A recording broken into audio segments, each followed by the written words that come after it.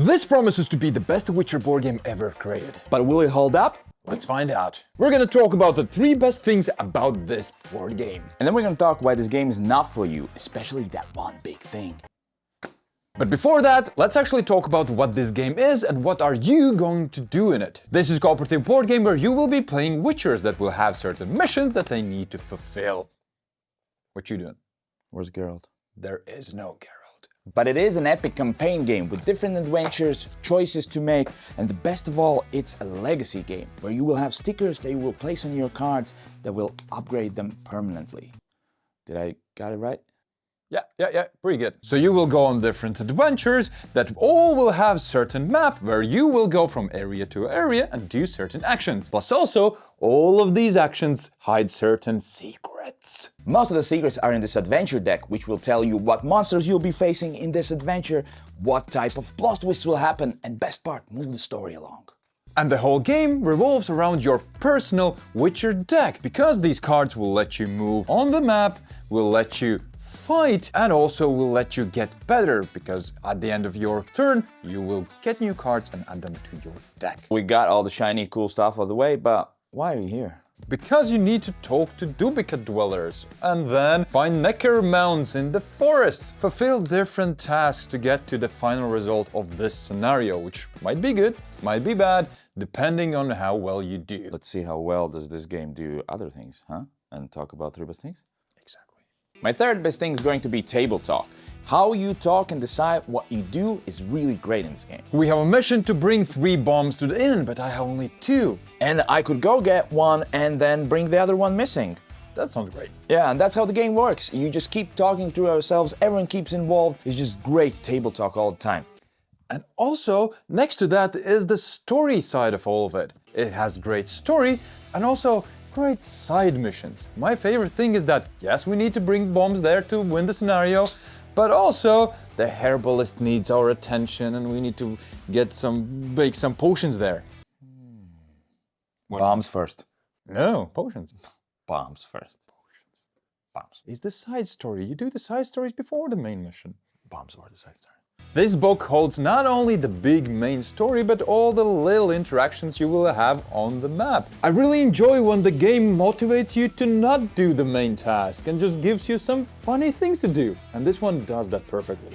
Yeah, and the writing in this game altogether is amazing. Just the stories, the paragraphs keeps you involved, and not only that, but the length is really nice. It doesn't take you away from the game for too long, but keeps you involved, and it's just fun to read. And thanks to these stories and super simple mechanisms, it's actually easy to play with everyone. And that is because all the magic hides here. You play out one card, that card will let you move, and then you get whatever this is, which is a herb.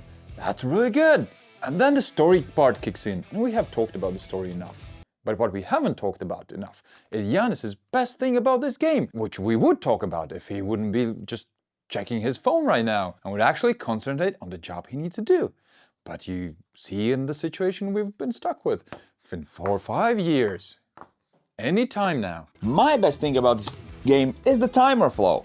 It's right here, and I'm going to tell you about it. This is the timer that moves the game forward. It will let you upgrade your deck with new cards, it will add story events to the board, and just give you tons of things to do.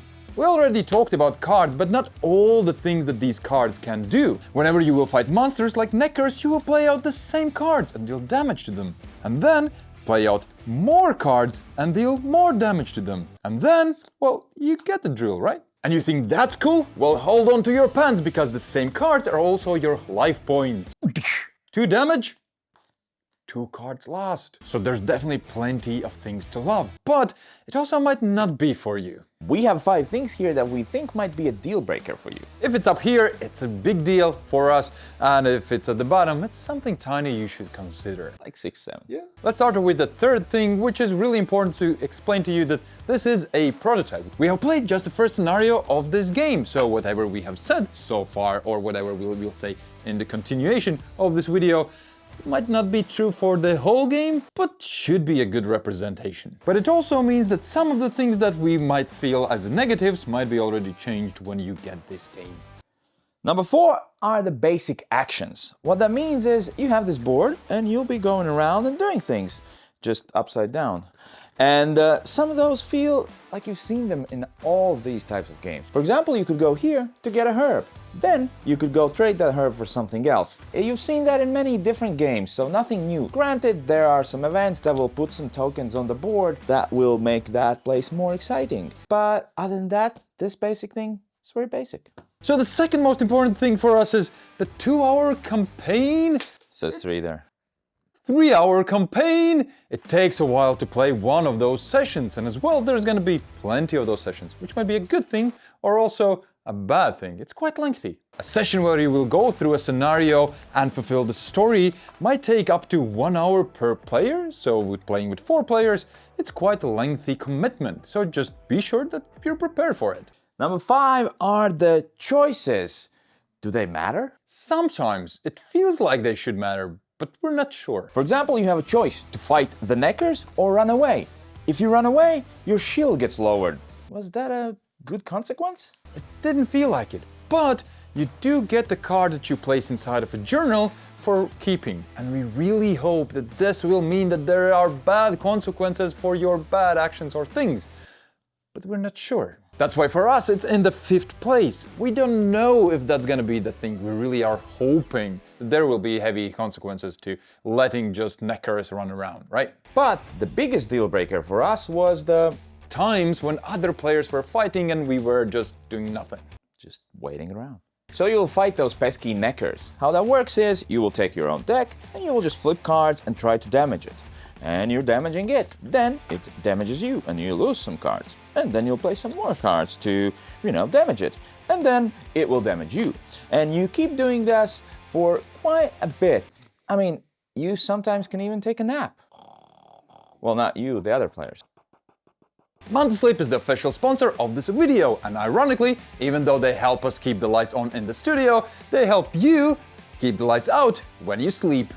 Sleep are glasses for every kind of sleeper. If you sleep on the sides, there are special glasses for that. If you sleep on your back, there's special glasses for you.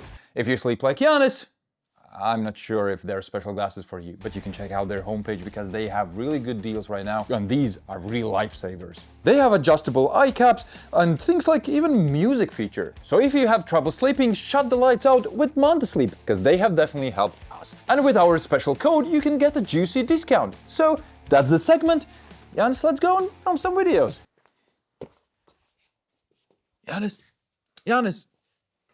Okay, I mean, we're exaggerating. You can't really take a nap. But it does add up. One fight might take like 2-3 minutes, and that again and again, and you do nothing while other people fight, usually, then might not be for you. It all adds up. Hey, but if none of these things bother you, then you might be the person this game is for. So we think it's for casual Witchers. Or the fans of the Witcher world. If you enjoy the grim world, Witcher, finding and fighting the monsters that Witchers do, and the story, you're gonna love this, because it's very Witcher-like. So what, there's no Geralt? For me, I think it's for casual Witchers because the gameplay flows really well and is super easy to get into. And that's not just because of the rules, also the story is not too grim or too bloody. This game might be for you and your family. And if you think this video is for you, consider flipping us a coin so we can keep hunting those new videos. So what was our personal experience? Should you back it? I think you definitely should. This game just made me want to play more. Right as we finished, I was like, I could keep going. The story is great. The basic mechanisms are great. There are some minor things that we talked about, but this game did what I thought the original old world Witcher would do. Make this a co-op experience. That just makes sense. Yeah, it's really, really good. I had friends should back it. I think some of those things, especially the basic actions, feels a little too basic. I'm putting all my money into like choices being important in the story, and if that will be there, I think you definitely should back it. Now we know what the ratings were for us, let's figure out the best alternatives for this game. I think the best alternative to Witcher Legacy is Destinies. It gives me the same basic feel of exploring the story, a grim world. The only thing it's not co-op, but Witcher Legacy is, so it might be even better. I totally agree with Giannis. Destiny is actually a really good alternative if you want similar vibes but a different game. But if you want the same game, try out Witcher Old World, especially if you enjoy more competitive games than cooperative, as well as if you don't want long campaign games. It's just one sitting and you will be done with it. This one adds an actual story as well as the legacy aspect of you getting better. Those are the biggest changes or bonuses, and we like those changes, right, Yanis? Yeah! He said yes, and well, then that's a fact. If you like board games with grim worlds like Witcher, try out Grim Coven. We have a review on it. Do or do not, there is no try. That is certainly true. Thank you, Toms, For your support.